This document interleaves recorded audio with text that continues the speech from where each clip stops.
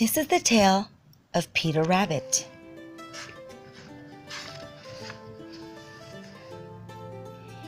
Once upon a time, there were 4 little rabbits, and their names were Flopsy, Mopsy, Cottontail, and Peter. They lived with their mother in a sandbank underneath the roof of a very big fir tree. "Now, my dears," said Mrs. Rabbit one morning, "you may go into the fields or down the lane. But don't go into Mr. McGregor's garden. Your father had an accident there. He was put in a pie by Mrs. McGregor."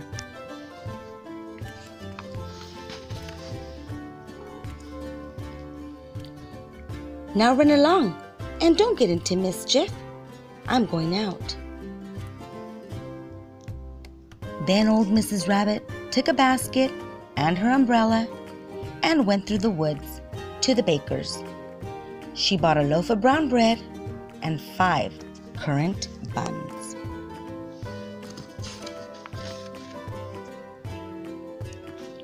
Flopsy, Mopsy, and Cottontail, who were good little bunnies, went down to the lane to gather blackberries.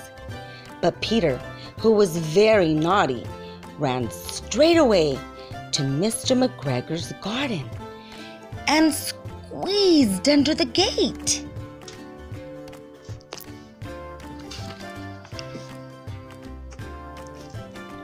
First he ate some lettuces and some French beans, and then he ate some radishes. And then, feeling rather sick, he went to look for some parsley.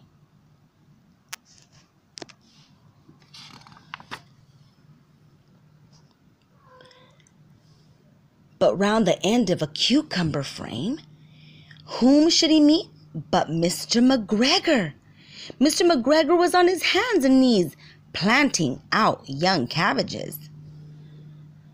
But he bumped up and ran after Peter, waving a rake and calling out, "Stop, thief!"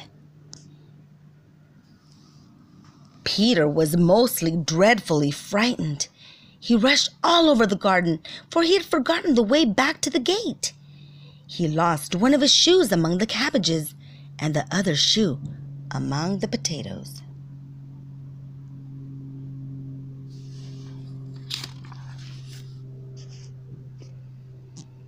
After losing them, he ran on 4 legs and went faster, so that I think he might have got away altogether if he had not unfortunately run into a gooseberry net and got caught by the large buttons on his jacket. It was a blue jacket with brass buttons, quite new.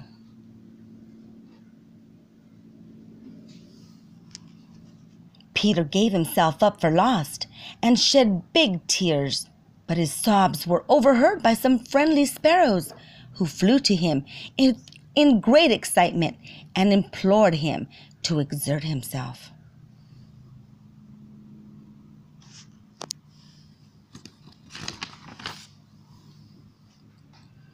Mr. McGregor came up with the sieve, which he intended to pop upon the top of Peter, but Peter wiggled out just in time, leaving his jacket behind him, and rushed into the tool shed and jumped into a can. It would have been a beautiful thing to hide in if it had not been so much water in it.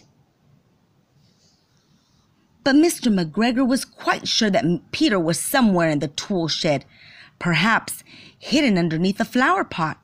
He began to turn them over carefully, looking under each. Presently, Peter sneezed. "Kershoo!" Mr. McGregor was after him in no time and tried to put his foot upon Peter, who jumped out of a window, upsetting 3 plants. The window was too small for Mr. McGregor, and he was tired of running after Peter. He went back to his work.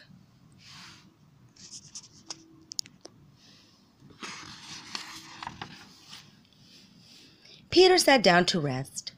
He was out of breath and trembling with fright, and he had not the least idea which way to go. Also, he was very damp from sitting in that can. After a time, he began to wander about, going lippity, lippity, not very fast, and looking all around. He found a door in a wall, but it was locked, and there was no room for a fat little rabbit to squeeze underneath.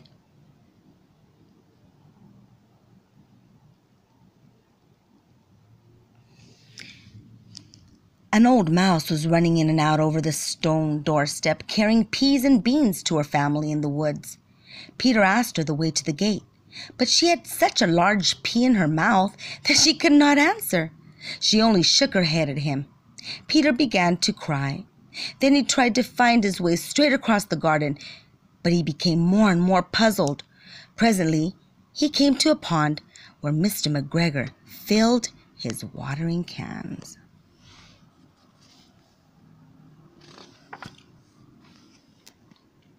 A white cat was staring at some goldfish. She sat very still, but now and then the tip of her tail twitched as if it were alive. But Peter thought it best to go away without speaking to her. He had heard about cats from his cousin, little Benjamin Bunny.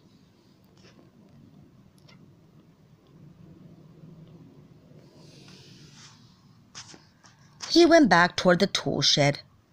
But suddenly, quite close to him, he heard the noise of a hoe. Scritch, scratch, scritch, scritch. Peter scuttered underneath the bushes, but presently, as nothing happened, he came out and climbed upon a wheelbarrow and peeped over.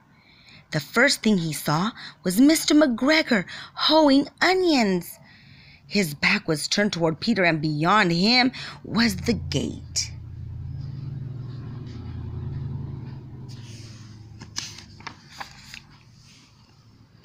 Peter got down very quietly off the wheelbarrow and started running as fast as he could along a straight walk behind some black currant bushes.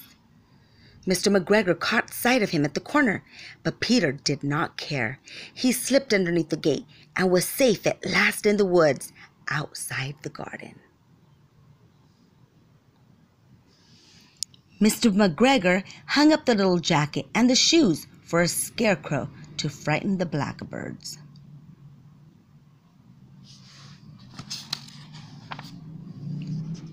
Peter never stopped running or looked behind him till he got home to the big fir tree. He was so tired that he flopped down upon the nice soft sand on the floor of the rabbit hole and shut his eyes.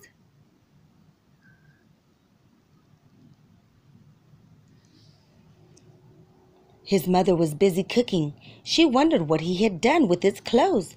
It was the second little jacket and pair of shoes that Peter had lost in a fortnight.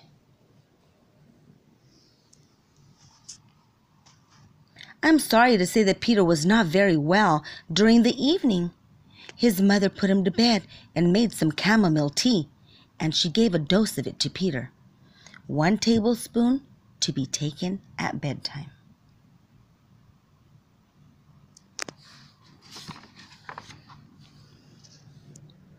But Flopsy, Mopsy, and Cottontail had bread and milk and blackberries for supper.